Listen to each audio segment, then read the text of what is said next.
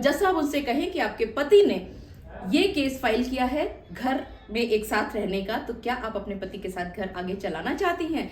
ऐसे में आपकी पत्नी कह देती है हाँ जी, मैं तो अपने पति के साथ ही रहना चाहती हूँ, तो अब क्या कीजिएगा आप?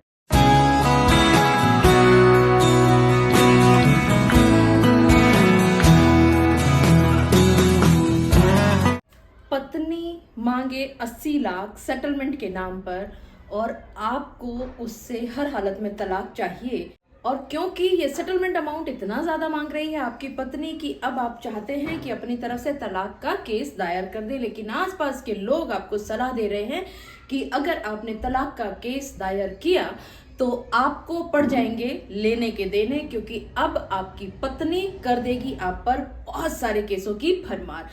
जी हाँ, आप सभी ने बिल्कुल ठीक समझा। ठीक इसी तरह की परिस्थितियां आप सभी के साथ भी अक्सर आया करती हैं। आसपास के लोग आपको परेशान इतना किया करते हैं, हालांकि उनके पास लीगल नॉलेज नहीं हुआ करती, उसके बाद भी वो इतने बढ़िया आपको सॉल्यूशंस दिया करते हैं और कि आपको कन्विंस हो जाना पड़ता है और आप ये सोचा करते हो कि हाँ ये व्यक्ति सही कह रहा है।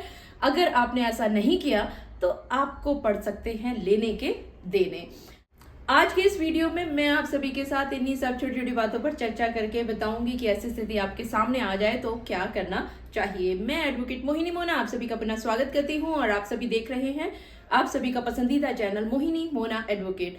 अगर आपने मेरे इस चैनल को अभी तक सब्सक्राइब ना किया हो या आप मेरे इस चैनल के लिए नए हैं तो इसको जल्दी से जल्दी सब्सक्राइब कर दीजिएगा, ताकि आपको इसी तरह के लीगल इंफॉर्मेटिव वीडियोस की नोटिफिकेशन सबसे पहले मिल सके। अब देखिए, आपके और आपकी पत्नी के बीच में जो मन मुटाव चल रहे थे उसमें कुछ लोग बीच में पड़े, आपके आस पड़ोस के लोग या आपके रिश्तेदार, और कहीं ना कहीं बात सेटलमेंट की होने लगी। लेकिन सेटलमेंट पर आते ही आपकी बीवी का मुंह खुल गया बहुत बुरी तरह से और उसने मांग कर दी ठीक 80 लाख रुपए की। अब 80 लाख रुपया आप कहां से लेकर के आए, क्योंकि आप तो सिर्फ 30-35 हजार रुपया महीना कमाने वाले हैं। आपके परिवार में आपकी बुजुर्ग माता जी, आपके पिताजी, आपके छोटे भाई बहन भी हैं जिनकी जिम्मेदारी आप पर है। तो आप 80 लाख कहां से लेकर के आएंगे, क्योंकि आपने आज तक कितने पैसे पूरी जिंदगी में देखे ही नहीं हैं। तो आइए बात करते हैं इन्हीं परिस्थितियों पर क्या कीजिएगा आप ऐसी परिस्थिति में। सबसे पहले तो आप जो अपने मुंह से इन बातों को अपनी पत्नी के सामने लेकर के आ रहे हैं कि आपको सेटलमेंट करना है, आप इन बातों को छोड़ दीजिए, क्योंकि जैसे ही आपकी पत्नी को ये पता चलेगा कि आप समझौता करना चाहते हैं तो उसके रेट हाई हो जाएंगे, उसका मुंह और ज्यादा बड़ा बड़ा खुलना शुरू हो जाएगा। तो सबसे पहले तो आप बिल्कुल नॉर्मल हो जाए। ठीक है, मैं मानती हूं कि आपको परेशानी हो रही है, दिमाग आपका बिल्कुल भी नॉर्मल नहीं है, आप बहुत ज्यादा टेंशन में हैं, लेकिन आपकी वो टेंशन आपके चेहरे से झलकनी नहीं चाहिए। आपको किसी तरह से आपकी पत्नी तक ये बात पहुंचानी है कि आपको किसी बात का कोई असर नहीं पड़ रहा है। कोई बात नहीं, जैसा हो रहा है होने दीजिए, आपको किसी चीज की कोई परेशानी नहीं है। जैसे ही वो आपके चेहरे पर थोड़ी सी भी संतोष की लकीर देखेगी, उसको रात को नींद आनी बंद हो जाएगी। विश्वास कीजिएगा, गांठ बांध करके रख लीजिए अपने पास इस बात को। हालांकि ये बात कहने में जितनी आसान है, करने में उतनी ही मुश्किल है, लेकिन वही काम करने में मजा आता है जो थोड़ा सा मुश्किल हो। तो थोड़ा सा इन मुश्किलों पर चलना शुरू कीजिए, अपने चेहरे पर विश्वास लेकर के आइए, अपने चेहरे से चिंता की लकीरें हटा दीजिए और बहुत ही तसल्ली से उनसे बात करना शुरू कर दीजिए। उसके बाद आपको लोग आसपास के कह रहे हैं कि आप सेक्शन 9 का केस कर दीजिए। क्यों कर दें आप सेक्शन 9 का केस? अगर आप आसपास के लोगों की बातों में आकर के सेक्शन 9 यानी कि रेस्टिट्यूशन ऑफ कॉन्जुगल राइट्स यानी कि घर को बसाने का केस कर देते हैं, सिर्फ इस डर से कि क्योंकि सिर्फ यही हथियार हो सकता है आपके पास, तो आपसे बड़ी बेवकूफी कोई नहीं करेगा।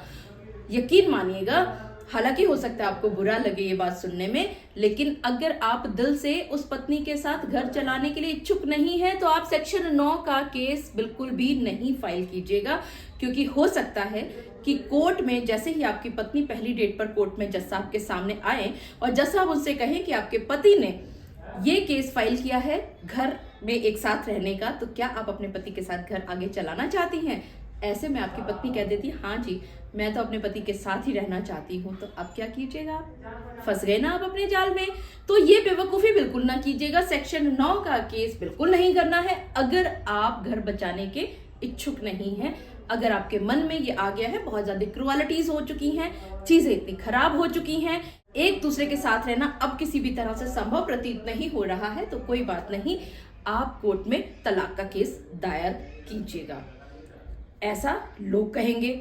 लेकिन यहां पर मैं आपको कहूंगी कि ना तो आपने कोर्ट पे एक साथ रहने का केस करना है, न आपने तलाक का केस दायर करना है, बल्कि आपको एक एमिकेबल सेटलमेंट के लिए एक लीगल नोटिस डिस्पैच करना है।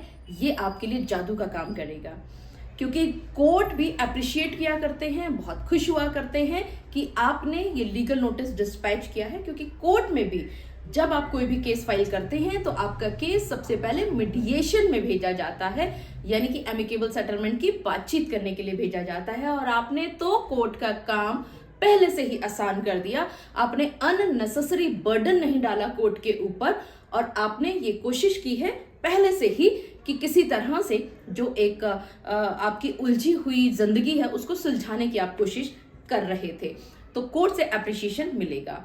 यहां पर बहुत सारे लोग ये भी कहा करते हैं कि अगर आपने सेक्शन 9 का केस दायर किया तो अच्छा रहेगा, तलाक का अगर आपने केस किया तो आपके ऊपर अब आपकी पत्नी बहुत सारे केसेस कर सकती है। जी हाँ, आपने सही समझा, ऐसा आप अक्सर सोचा करते हैं। इस टॉपिक के बारे में हम अगले वीडियो में आपसे चर्चा करेंगे। मुझे पूरा विश्वास है कि आप सभी को मेरे आज के इस वीडियो के माध्यम से एक बात भली भांति पता चल गई होगी कि अगर आप अपनी पत्नी के साथ रहने में इच्छुक नहीं है, चीजें इतनी ज्यादा खराब हो चुकी हैं कि अब तलाक के अलावा और कोई भी समाधान आपको नजर नहीं आता, तो आप उल्टी इधर उधर की बातों में आकर के गलत केस ना फाइल कीजिए। सेक्शन 9 का केस कदापि फाइल ना करें, बल्कि आपको करना क्या है कि एमिकेबल सेटलमेंट के लिए एक लीगल नोटिस डिस्पैच करना है, ताकि आपकी दिशाहीन जिंदगी को एक दिशा मिल सके। मुझे पूरा विश्वास है कि आप सभी को मेरा आज का वीडियो भी बहुत अच्छा लगा होगा। अगर आपको मेरा आज का वीडियो भी अच्छा लगा तो इसको लाइक, शेयर और कमेंट करना ना भूलिएगा। और हाँ, अगर आप मेरे इस चैनल के लिए नए हैं तो इसको जल्दी से जल्दी सब्सक्राइब कर दीजिएगा, ताकि आपको इसी तरह की लीगल इन्फॉर्मेटिव वीडियोस की नोटिफिकेशन सबसे पहले मिल सके। अपना और अपने परिवार का बहुत अच्छी तरह से ध्यान रखिएगा। Thank you, take care, bye bye.